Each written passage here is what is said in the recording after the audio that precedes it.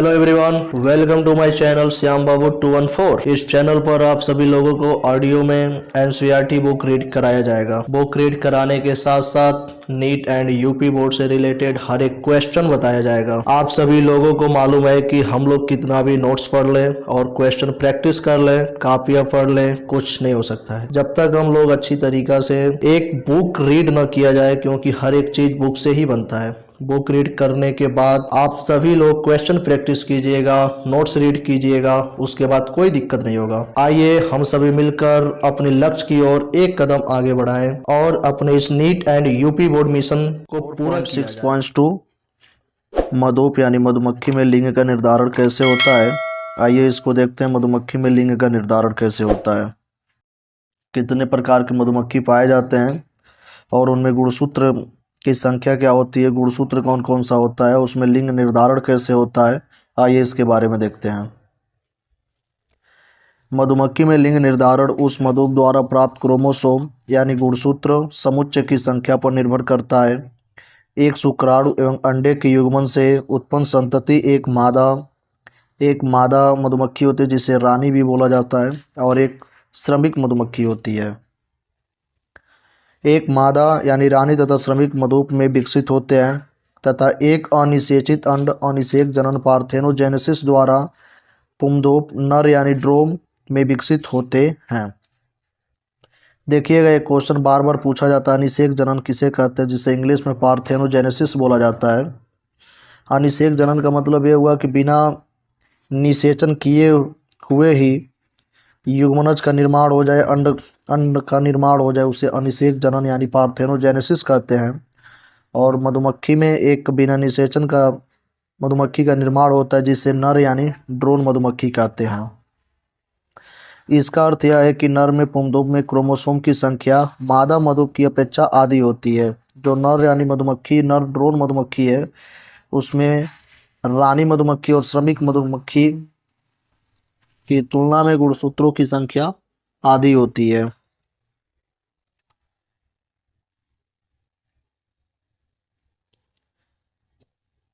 मादा मधुप द्विगुणित होती है जिसमें 32 क्रोमोसोम होते हैं। एक मादा मधुप द्विगुणित होती है जिसमें 32 क्रोमोसोम होते हैं तथा पुंडोप अगुणित अर्थात 16 क्रोमोसोम से युक्त होते हैं। इसे अगुणित द्विगुणित लिंग निर्धारण प्रणाली कहते हैं तथा इसके विशिष्ट अभिलक्षण होते हैं, जैसे कि नर समसूत्री विभाजन द्वारा शुक्राणु उत्पादित करते हैं। चित्र 4.13 उनके पिता नहीं होते हैं अतः उनके पुत्र नर यानी संतति नहीं हो सकते हैं, परंतु उनके दादा होते हैं तथा पोते भी हो सकते हैं। आइए चित्र 4.13 मधुमक्खी में लिंग का निर्धारण कैसे होता है इसको देखा जाए। ये जनन पीढ़ी है। एक मादा मधुमक्खी एक नर मधुमक्खी है जिसमें मादा में गुणसूत्रों की संख्या 32 होता है, नर में गुणसूत्रों की संख्या 16 होता है। इसमें अर्धसूत्रण विभाजन होगा, इसमें समसूत्री विभाजन होगा। अर्धसूत्रण का मतलब इस गुणसूत्र में से आधा गुणसूत्र डिवाइड होकर जाएगा, समसूत्रण का मतलब पूरा पूरा डिवाइड होगा, पूरा पूरा जाएगा। इस 32 गुणसूत्र में से जब डिवाइड होगा तो 16 इधर आएगा, 16 इधर आएगा, और 16 का जब समसूत्रण होगा तो 16 ही बाहर जाएगा, जो युग्मक का निर्माण करता है। ये वाला प्रोसेस युग्मक का निर्माण करता है, फिर युग्मक मिल करके युग्मनज का निर्माण करते हैं, जैसे मादा मधुप जिसमें गुणसूत्रों की संख्या 32 होगा, और पुंडोप यानी जिसमें गुणसूत्रों की संख्या 16 होगा, यह नर यानी F1 पीढ़ी में प्राप्त होगा। 4.7 यानी उत्परिवर्तन यानी म्यूटेशन किसे कहते हैं, आइए इसके बारे में देखते हैं। उत्परिवर्तन वह क्रिया जो डीएनए अनुक्रम में बदलाव ला देती है। इसके परिणाम स्वरूप जीव के जीनोटाइप और फिनोटाइप में परिवर्तन आ जाता है। पुनर्योजन के अतिरिक्त उत्परिवर्तन एक दूसरी क्रिया जो डीएनए में विविधता लाती है। उत्परिवर्तन यानी म्यूटेशन का मतलब यह हुआ कि जो डीएनए का सीक्वेंस होता है, क्षारों का अनुक्रम होता है, उस सीक्वेंस में बदलाव लाना उत्परिवर्तन का कार्य होता है। यदि डीएनए के सीक्वेंस में चेंज हो जाए तो शरीर का ढांचा या किसी भी चीज़ का ढांचा चेंज हो जाएगा, और इसी के वजह से ही अलग अलग प्रकार के चीज़ों में परिवर्तन होता रहता है। अगले अध्याय में आप पढ़ेंगे कि प्रत्येक क्रोमेटिड में एक सिरे से दूसरे सिरे तक अतिकुंडलित रूप में डीएनए का कुंडलन विद्यमान रहता है। अतएव डीएनए खंड की कमी, हट जाना या बढ़त, जुड़ना, द्विगुणन क्रोमोसोम में बदलाव ला देते हैं, क्योंकि जीन क्रोमोसोम में स्थित मानी जाती है। इसलिए क्रोमोसोम के रूपांतर असामान्यताओं तथा विपतनों को जन्म देते हैं। ऐसे क्रोमोसोमीय विपतन कैंसर कोशिकाओं में सामान्यतः देखने को मिलेगा। इसके अतिरिक्त डीएनए के एकल क्षार युग्म बेस पेयर के परिवर्तन भी उत्परिवर्तन को जन्म देते हैं। इसे बिंदु उत्परिवर्तन यानी पॉइंट म्यूटेशन कहते हैं।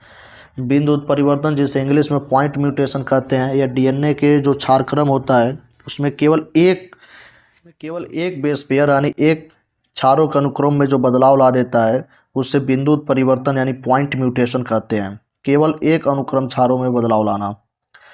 इस प्रकार के उत्परिवर्तन का जाना माना उदाहरण दात्र कोशिका आरक्तता, जिसे इंग्लिश में सिकल सेल एनीमिया भी कहा जाता है। देखिएगा, ये बार बार पूछा जाता है बिंदु उत्परिवर्तन पॉइंट म्यूटेशन का एग्जाम्पल कौन सा है। तो इसका मुख्य एग्जाम्पल दात्र कोशिका आरक्तता यानी सिकल सेल एनीमिया रोग होता है। डीएनए के क्षार युग्मों के घटने बढ़ने से फ्रेम शिफ्ट उत्परिवर्तन जन उत्पन्न करते हैं। अगले अध्याय में वर्णित है इसके बारे में।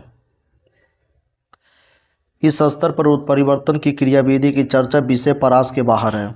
उत्परिवर्तनों को जन्म अनेक रासायनिक और भौतिक कारकों द्वारा होता है। उत्परिवर्तन जन यानी म्यूटाजन नाम दिया गया। पराबैंगनी विकिरण जीवों में उत्परिवर्तन जन पैदा कर देते हैं। ये उत्परिवर्तन जन ही है।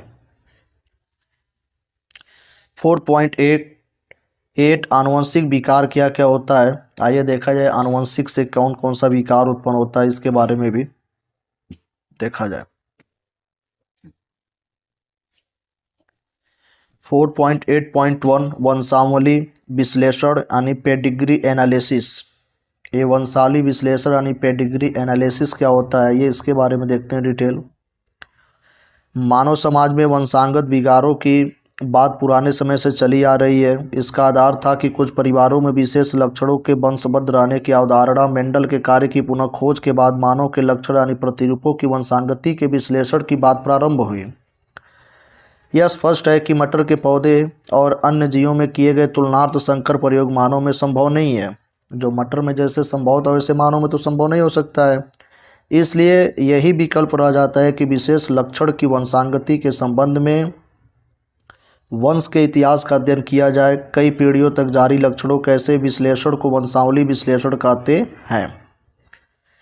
इस प्रक्रिया में वंश यानी ब्रिज फैमिली ट्री में एक विशेष लक्षण का पीढ़ी दर पीढ़ी विश्लेषण किया जाता है।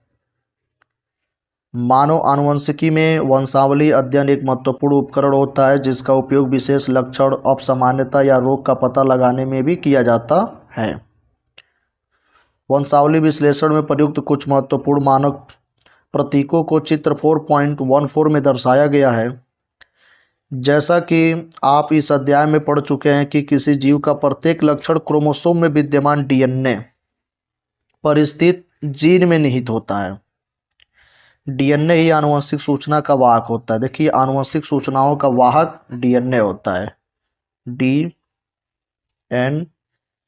इसका फुल फॉर्म होता है deoxy ribo nucleic acid. DNA का full form deoxy ribo nucleic acid. एक आरएनए होता है, इसका फुल फॉर्म है राइबो न्यूक्लिक एसिड। डीएनए ही आनुवंशिक सूचनाओं का वाहक होता है और यह बिना किसी परिवर्तन के द्वारा एक से दूसरी पीढ़ी में स्थानांतरित होता जाता है।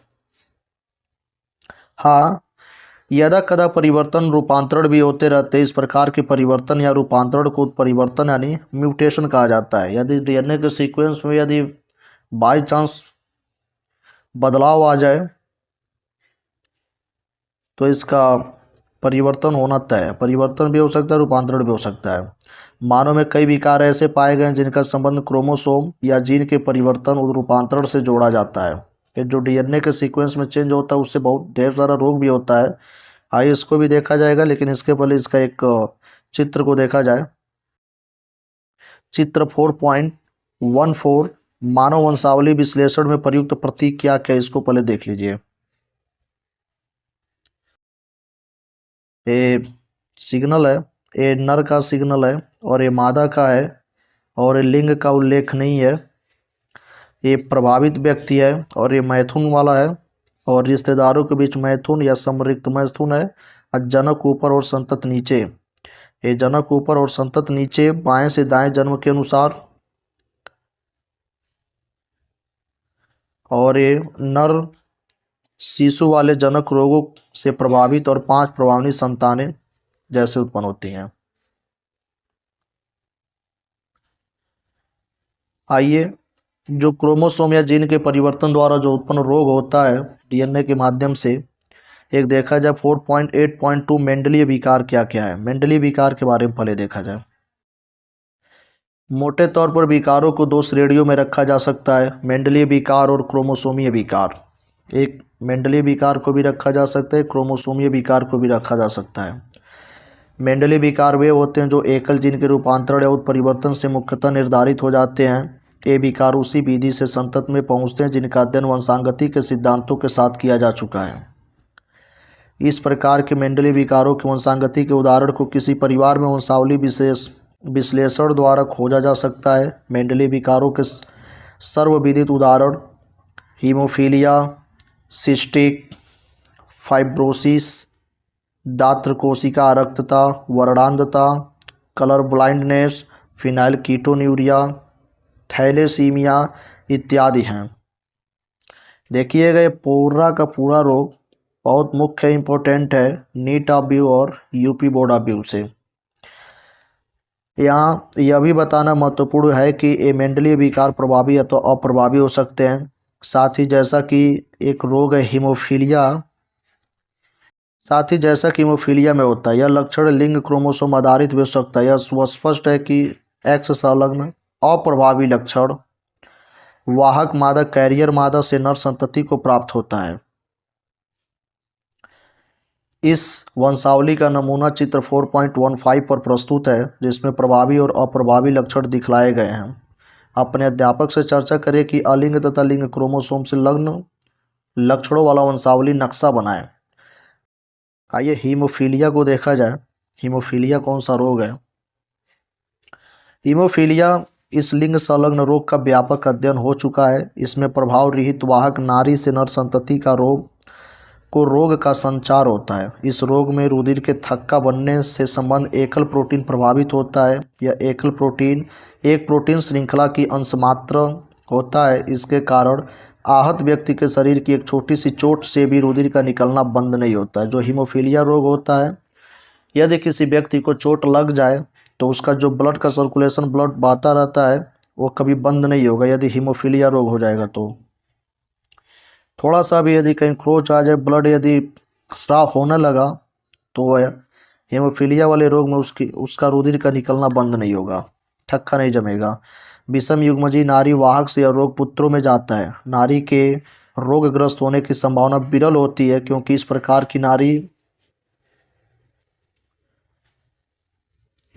की नारी की माता को कम से कम वाहक और पिता को हीमोफीलिया से ग्रस्त होना आवश्यक होता है, जो अधिक वय तक जीवित नहीं रह पाता। महारानी विक्टोरिया देखिए एक हीमोफीलिया का मेन एग्जाम्पल है और बार बार ये नीट में और यूपी बोर्ड में भी पूछा जा चुका है कि हीमोफीलिया का उदाहरण कौन सा है। हीमोफीलिया सबसे पहले किसको हुआ था? एक महारानी विक्टोरिया नाम की है, इनको हीमोफीलिया रोग हुआ था। महारानी विक्टोरिया की वंशावली में अनेक हीमोफीलिया ग्रस्त वंशज थे और रानी स्वयं रोग की वाहक थी। आइए इसके चित्र को देखते हैं। चित्र 4.15 प्रतीकात्मक वंशावली विश्लेषण और अलिंग क्रोमोसोम पर प्रभावी विशेषक जैसे मायोटिन दुष्पोषण डिस्ट्रोफी व अलिंग क्रोमोसोम पर अप्रभावी विशेषक जैसे दात्र कोशिका आरक्तता, sickle cell anaemia. Sickle cell anaemia में क्या होता है? जैसे एक आरबीसी का शेप होता है बाइकॉन्केव डिस्कलाइट, उस बाइकॉन्केव डिस्कलाइट का शेप बदल करके हाशियाकार में परिवर्तन हो जाता है, जिसे दात्र कोशिका आरक्तता हाशियाकार के भी नाम से जाना जाता है। आइए उसको आगे मिलेगा देखने के लिए और इस फिगर को देख लीजिएगा। ये वंशावली का फिगर है आइए आगे बढ़ते हैं। एक और रोग आ गया दूसरा नंबर पर, वर्णांधता। वर्णांधता को देखा जाए कि वर्णांधता क्या होता है, इसे इंग्लिश में कलर ब्लाइंडनेस भी शायद बोला जाता है। यह लिंग संलग्न अप्रभावी विकार है। यह विकार लाल अथवा हरे वर्ण संवेदी शंकु के त्रुटिपूर्ण होने के कारण होता है। परिणामतः व्यक्ति लाल एवं हरे वर्ण यानी रंग में विभेद नहीं कर पाता। जिसको वर्णांधता की कमी हो जाएगी, वर्णांधता जिसको डिजीज हो जाएगा, वह लाल और हरे रंग में कोई अंतर नहीं कर पाएगा। यह विकार एक्स क्रोमोसोम पर स्थित कुछ जीनों में उत्परिवर्तन के कारण होता है। लगभग 8% पुरुषों एवं मात्र 0.4% नारियों में यह विकार पाया जाता है। इसका कारण है लाल हरी वर्णांधता के लिए उत्तरदायी जीनों का एक्स क्रोमोसोम पर उपस्थित होना। नर यानी पुरुष की कोशिकाओं में केवल एक एक्स क्रोमोसोम होता है, परंतु नारियों में 2 एक्स क्रोमोसोम होते हैं। किसी ऐसे जीन की वाहक नारी के पुत्र के वर्णांध होने की संभावना 50% है, क्योंकि एक्स संलग्न जीन अप्रभावी हैं। अतः विषम युग्मजीय जननी स्वयं वर्णांध नहीं होती है। इसका अर्थ यह है कि इसका प्रभाव दूसरे विकल्पी अलील के प्रभावी होने के कारण निरुद्ध हो जाता है। पुत्री यानी मादा संतति सामान्यतः वर्णांध नहीं होगी जब तक कि माँ वाहक एवं पिता वर्णांध न हो। तो वर्णांधता का मेन मतलब यह होता है कि ये लाल और हरे में कोई अंतर नहीं कर पाएगा, जो बीमारी जिसको हुआ रहेगा। दात्र कोशिका रक्तता, सिकल सेल एनीमिया, आइए इसके बारे में देखा जाए। ये बार बार हर एक जो रोग इस समय चल रहा है टॉपिक, ये बार बार पूछा जाता है, इसको ध्यान दीजिएगा। दात्र कोशिका रक्तता यानी सिकल सेल एनीमिया, यह अलिंग क्रोमोसोम लग्न अप्रभावी लक्षण है जो जनकों से संतत में तभी प्रवेश करता है जबकि दोनों जनक जीन के वाहक होते हैं। विषम युग्मजीय इस रोग का नियंत्रण अलील का एकल जोड़ा HBA और HBS करता है। रोग का लक्षण फिनोटाइप 3 संभव जीनोटाइप में से केवल HBS वाले समयुग्मकी व्यक्तियों में दर्शित होता है। विषम युग्मकी HBS व्यक्ति रोग मुक्त होते हैं, परंतु वे रोग के वाहक होते हैं। उत्परिवर्तित जीन के संतत में पहुंचने की 50% संभावना अर्थात दात्र कोशिका के लक्षण आने की होती है। चित्र 4.16 इस विकार का कारण हीमोग्लोबिन अणु की बीटा ग्लोबिन श्रृंखला, हीमोग्लोबिन अणु की बीटा ग्लोबिन श्रृंखला की 6ठी पोजीशन पर स्थित में एक अमीनो अम्ल पाया जाता है, लेकिन उसके जगह पर ग्लूटामिक एसिड का वैलिन द्वारा प्रतिस्थापन है। ग्लोबिन प्रोटीन में एमिनो अम्ल का यह प्रतिस्थापन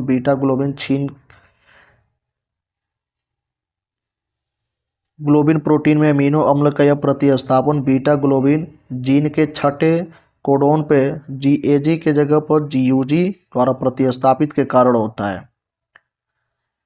निम्न ऑक्सीजन तनाव में उत्परिवर्तित हीमोग्लोबिन अणु में बहुलीकरण हो जाता है, जिसके कारण RBC का आकार द्विअवतल बिंब से बदलकर दात्राकार यानी हाशिए के आकार जैसा हो जाता है। इसके 6वें पोजीशन पर GAG पाया जाता है, उसके जगह पर GUG हो जाता है। आइए अब तीसरे वाले डिजीज को देखा जाए, फिनाइल कीटोन्यूरिया। फिनाइल कीटोन्यूरिया क्या होता है? यह जन्मजात उपापचयी त्रुटि में अलिंग क्रोमोसोम अप्रभावी लक्षण की भांति वंशांगति प्रदर्शित करती है और रोगी व्यक्ति में फिनाइल एलेनिन अमीनो अम्ल को टायरोसिन अमीनो अम्लों में बदलने के लिए आवश्यक एक एंजाइम की कमी हो जाती है। परिणाम स्वरूप फिनाइल एलेनिन एकत्रित हो जाता है और फिनाइल पायरुविक अम्ल तथा अन्य व्युत्पन्नों में बदलता जाता है। इनके एकत्रीकरण से मानसिक दुर्बलता आ जाती है। वृक्क द्वारा कम अवशोषित हो सकने के कारण ये मूत्र के साथ उत्सर्जित हो जाते हैं।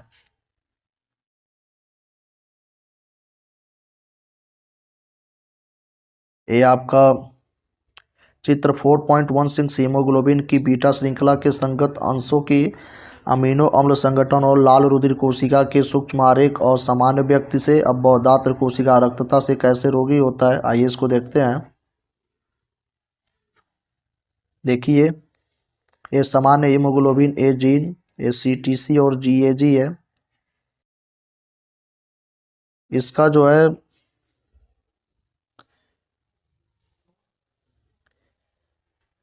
ये mRNA के सीक्वेंस में CTC के जगह पर GAG होता है और इसके 6वें पोजीशन पर ग्लूटामिक एसिड जुड़ा होता है। इसके टोटल 7 पोजीशन होते हैं, जो पहला पे वायलिन होता है, स्टोमिल, ल्यूसोनिक, थ्रोनियस, प्रो और HbA ये पेप्टाइड होता है। लेकिन जिसमें सिकल सेल एनीमिया हुआ रहता है उसके CAC और GTC, CAC के जगह पर GUG हो जाता है mRNA के सीक्वेंस पे, और 6वें पोजीशन पर ग्लूटामिक के जगह पर वायलिन हो जाता है और फिर फर्स्ट पर वायलिन आ जाता है। HbS पेप्टाइड इसके भी होते हैं, इसको देख लीजिएगा। एक और रोग आता है थैलेसीमिया। आइए थैलेसीमिया के बारे में पढ़ा जाए कि थैलेसीमिया क्या होता है। यह भी एक अलिंग क्रोमोसोम संलग्न अप्रभावित जीन रक्त विकार है जो जनकों से संतति को वंशानुगत प्राप्त होता है, जबकि जनक युगल के दोनों सदस्य अप्रभावित जीन के वाहक अथवा विषम युग्मजी होने के कारण अप्रभावित रहते हैं। यह विकार या तो उत्परिवर्तन अथवा विलोपन के परिणाम स्वरूप उत्पन्न होता है, जिसमें हीमोग्लोबिन बनाने वाले ग्लोबिन की किसी एक श्रृंखला अल्फा एवं बीटा की संश्लेषण दर में कमी आ जाती है। परिणामतः विकृत हीमोग्लोबिन का संश्लेषण होता है तथा रक्ताल्पता यानी एनीमिया हो जाता है, जो इस रोग का विलक्षण है। थैलेसीमिया रोग का वर्गीकरण इस आधार पर किया जाता है कि हीमोग्लोबिन अणु की कौन सी श्रृंखला प्रभावित हुई है। अल्फा यानी थैलेसीमिया में अल्फा यानी ग्लोबिन श्रृंखला का उत्पादन प्रभावित होता है, जबकि बीटा थैलेसीमिया में बीटा ग्लोबिन श्रृंखला प्रभावित होती है। अल्फा थैलेसीमिया रोग का नियंत्रक प्रत्येक जनक के क्रोमोसोम 16 पर 2 सन्निकट लग्न जीन HbA फर्स्ट एवं HbA2 द्वारा नियंत्रित होता है तथा यह 4 विकल्पी एलील जीनों में से किसी एक अथवा अधिक जीनों के उत्परिवर्तन अथवा विलोपन हट जाने के कारण अविलक्षित होता है। जितने अधिक जीन प्रभावित होंगे उतने ही कम मात्रा में अल्फा ग्लोबिन संश्लेषित होगा, जबकि बीटा थैलेसीमिया प्रत्येक जनक के क्रोमोसोम यानी 11 स्थित एकल जीन द्वारा नियंत्रित होता है तथा यह रोग एक अथवा दोनों जीनों के उत्परिवर्तन के कारण होता है। थैलेसीमिया विकार दात्र कोशिका रक्तता सिकल सेल एनीमिया रोग से इस रूप में भिन्न है कि पहले वाला रोग एक परिमाणात्मक समस्या है जिसमें ग्लोबिन अणु अत्यल्प मात्रा में संश्लेषित होते हैं, जबकि दूसरा विकृत ग्लोबिन संश्लेषण की गुणात्मक समस्या है।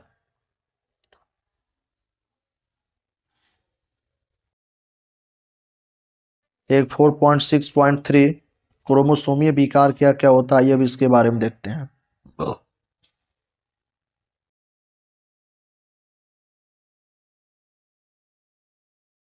दूसरी तरफ एक या अधिक क्रोमोसोमों की अनुपस्थिति अधिकता या असामान्य विन्यास क्रोमोसोमीय विकारों के कारण होते हैं। कोशिका विभाजन के समय क्रोमेटेड के विसंयोजन की अनुपस्थिति के कारण एक क्रोमोसोम की अधिकता या हानि हो जाती है। इसे असुगुणिता एन्यूप्लॉइडी कहते हैं। जैसे 21वें गुणसूत्र की एक प्रति की अधिकता से डाउन सिंड्रोम हो जाता है। यदि 21वें गुणसूत्र में एक ज़्यादा हो जाए तो उससे एक रोग हो जाता है जिसे डाउन सिंड्रोम कहा जाता है। इसी प्रकार एक X गुणसूत्र की हानि से नारियों में टर्नर सिंड्रोम हो जाता है। यदि 21वें गुणसूत्र में एक ज़्यादा हो जाए तो डाउन सिंड्रोम रोग होगा, और यदि एक X गुणसूत्र की हानि हो जाए तो टर्नर सिंड्रोम रोग हो जाता है। कोशिका द्रव्य विभाजन न हो सकने के कारण क्रोमोसोम का एक पूरा समुच्चय अधिक हो जाता है। बहुगुणिता पॉलीप्लॉइडी कहते हैं। यह अवस्था प्रायः पौधों में पाई जाती है। मानव में क्रोमोसोमों की कुल संख्या 46 यानी 23 जोड़े में होते हैं और 46 टोटल होता है। इनमें से 22 जोड़े अलिंग सूत्र होते हैं और एक जोड़ा लिंग गुणसूत्र होता है। 23 जोड़े में 22 जोड़े अलिंग सूत्र होते हैं और एक जोड़ा जो होता है वो लिंग सूत्र होता है।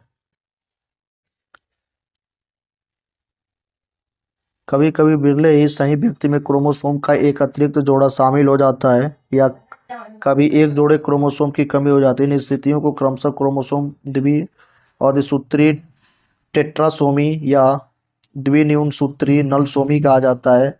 ऐसी स्थिति के प्रभाव से व्यक्ति में गंभीर रोग हो जाता है। क्रोमोसोमी विकारों का उदाहरण है जैसे एक Down syndrome, Turner syndrome, Klinefelter syndrome रोग हो जाता है।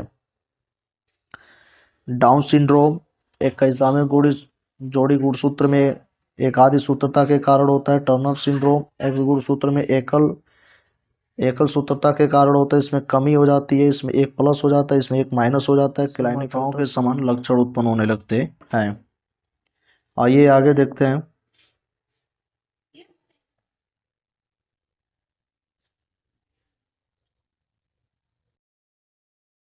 आइए इस फिगर को देखते हैं। पहले चित्र 4.17 निरूपक चित्र जिसमें डाउन सिंड्रोम का रोगी तथा उस व्यक्ति के तदनुरूप क्रोमोसोम दर्शाए गए हैं। सिर का चपटा पिछला भाग है ये। अंगुलियों के सिरों पर अनेक लोब, हथेली की क्रीज है ये और चौड़ा चपटा चेहरा, बड़ी झुर्रीदार ये जीभ है और ये जन्मजात हृदय रोग है। इसका एक ग्राफ है, देख लीजिएगा।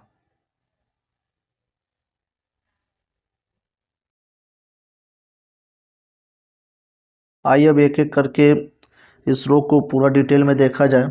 जैसे पहला हो गया डाउन सिंड्रोम रोग। अब डाउन सिंड्रोम के बारे में डिटेल में देखा जाए, क्या होता है, कैसे होता है, किस में होता है, क्यों होता है और इससे लाभदायक और हानिकारक क्या क्या होता है, सब देखा जाए।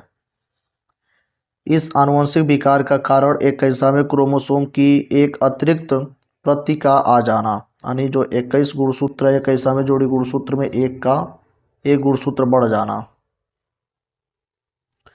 इस आनुवंशिक विकार का कारण एक कैसा में क्रोमोसोम की एक अतिरिक्त प्रति का आ जाना 21 की त्रिसूत्रता है। इस विकार को सर्वप्रथम लैंगडम डाउन ने 1866 ईस्वी में खोजा था। डाउन सिंड्रोम की खोज लैंगडम डाउन ने 1866 ईस्वी में खोजा था। रोगी व्यक्ति छोटे कद और छोटे गोल सिर का होता है। जीभ में खांच होता है और मुंह आंशिक रूप से खुला रहता है। चित्र 4.17 चौड़ी हथेली में अभिलाक्षणिक पाल्म कीज होते हैं। शारीरिक, मन प्रेरक, साइकोमोटर और मानसिक विकास अवरुद्ध रहता है। ये जो डाउन सिंड्रोम जिसको हो जाएगा उसका उस व्यक्ति यानी रोगी व्यक्ति में कद छोटे होंगे, छोटे सिर होता है, जीभ में खांच नहीं पाया जाएगा और मुंह आंशिक रूप से खुला रहता है। आइए नेक्स्ट ऑफ डिजीज को देखा जाए। क्लाइनेफेल्टर सिंड्रोम क्या होता है। क्लाइनेफेल्टर सिंड्रोम क्या होता है। इस आनुवंशिक विकार का कारण एक्स क्रोमोसोम की एक अतिरिक्त प्रतिलिपि आ जाती है। जो एक्स क्रोमोसोम होता है उसमें एक एक्स ज़्यादा आ जाता है, जिसके कारण केंद्रक में 47 क्रोमोसोम यानी XXY एक एक्स बढ़ जाता है। ऐसे व्यक्ति समग्र रूप से पुंप्रदान होते हैं, किंतु मादा लक्षण गायनेकोमैस्टीज अर्थात स्त्रीवत पुरुष वक्ष का वर्धन भी व्यक्त हो जाते हैं। चित्र 4.18 ऐसे व्यक्ति बांझ होते हैं। इस चित्र 4.18 और आइए अ वाले को देखा जाए। पहले ये ऊंचे कद के साथ त्रैव लक्षण है, यही है।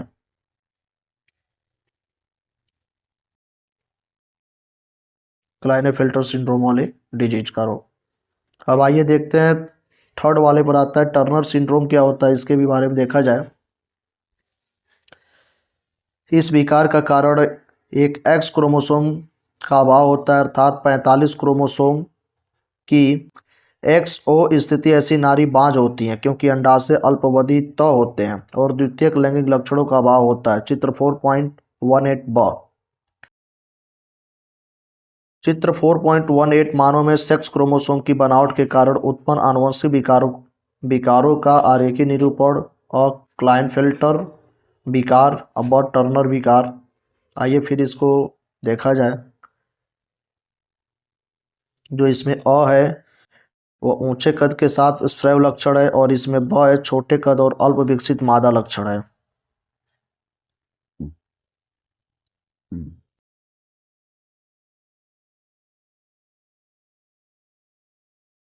ये टर्नर सिंड्रोम और एक क्लाइनेफेल्टर सिंड्रोम वाले डिजीज का रोग है, और ये आपका डाउन सिंड्रोम वाले डिजीज का रोग जिसमें होता है हथेली का क्रेज वाला।